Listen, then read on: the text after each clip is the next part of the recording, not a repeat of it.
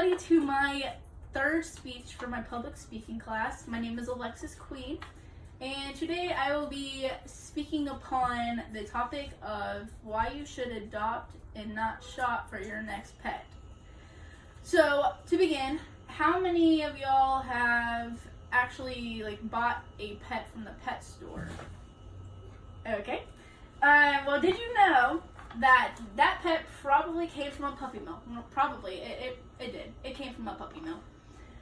So puppy mills, if y'all don't know, they actually force animals to breed, and keeping them in small cages, with each other. That's how they force them to breed.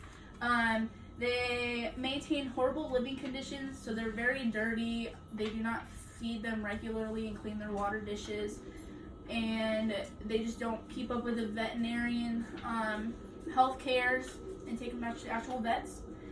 They also just abuse the animals with docking their tails. So you see this mostly in boxers. They don't have long tails, so they just chop the tails off. And they also do ear cropping. So you find these on pit bulls mostly. The majority of the time they have little to no ears at all. 1,000 animals die before they even arrive to these pet stores, and the majority, all the profit goes to the puppy mills instead of the actual pet store, just so that the cycle can keep on going and that the pet stores can get the cats and dogs for a cheaper price, and then they can sell them for a cheaper price.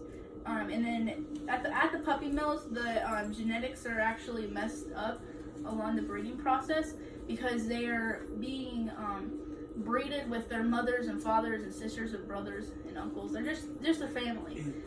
So yes, they're inbred. So it leads to very difficult health problems in their future lives. So some of them could be some diseases like kidney disease, liver disease. They could come out with mutations, with their paws deformed, with their tail, with their ears, a lot of deformations.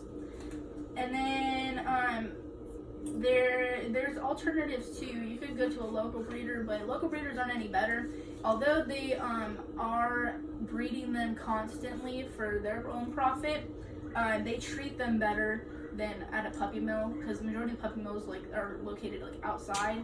But in the local breeder, they actually keep them inside and keep them well maintained and actually keep up with their vet services and cares. But they are adding to the overpopulation of the animals worldwide, but they do sell them for a lot more than pet stores do. So pet stores range anywhere from, I would say, $100 to $1,000, depending on what store. I know Bill's Pet Shop, it's $1,000. But local breeders, they can go anywhere from $400 to $3,000, depending on what kind of dog you want. And the majority of the time, the local breeders, they will be purebred dogs and not mutts. So which is what the majority of the population would like. But mutts actually live longer than purebreds, and they are much better dogs, in my opinion, because all the mutts that we had lived longer and were not better taken care of, but they were better well behaved than our purebreds. And the mutts don't have as many health problems as purebreds because they're not genetically inbred, not mother and father, but lines of genetics down the line, because they don't have any different genes going into their genetic line. So awareness is actually being brought about adopting instead of shopping, including spay and neuter. So the trap, neuter, and release. You just trap them and you get them neutered, and then you can release them out to the wild, and they won't repopulate. And it actually starting to become illegal worldwide, but in North Carolina, it is right now not illegal. You can just get a $50 breeder fee and then just regular inspections, and you can have your own puppy mill, which I do not advise. And the Colonial Captive Humane Society, which is where I volunteer at, we actually have a limit by the government of how many cats and dogs we can take in. But we have people coming to the door every single day, knocking on the door and saying that they have a little cat or a dog they have found and cannot keep. But we always have to send them over to the Animal Services, which is a county-run shelter which euthanizes the dogs and cats. And they have to take them in because we can't take them in. But actually, overall, even non-kill shelters, they will eventually have to kill their cats or dogs sometimes, the majority of the time, because they just cannot take any more in, and they can't adopt the ones out that have already been there for over like 4 years. But if you wanted to adopt like a specific animal, because some humane societies actually have purebreds and not just mutts. The majority of the animals there are mutts. But if you wanted like a purebred from an adoption center, like a humane society, you can actually be asked to be put on a wait list and like asking for like a German Shepherd, purebred German Shepherd. And if they get one in, they'll call you. So always ask about that. But does anybody have any questions for me about my? Yes, ma'am. What are the requirements once you apply an application to like Colonial? So they don't do a background check. I mean, requirements that I have to meet to be able to adopt.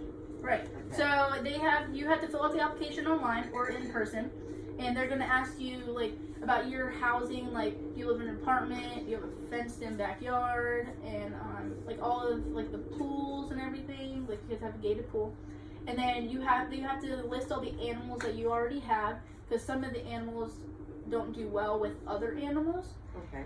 And then you have to contact your vet, because you need a vet reference. So you need to show that you actually take them to the vet and actually get them well taken care of. And then after that, it's a fee. So I believe for cats it's $109, and for dogs it's a little more expensive. I think it's like $150. It's like to $200, depending on what shelter you go to. Anybody else? Yes, sir. How many animals are put to sleep every year? So I was trying to do research on this. So I believe this is 22,000 a year in like a city shelter. But it all depends. It all varies on where you actually go. Yeah. Anybody else? Okay. Well, that was my speech, and thank you all for coming and watching.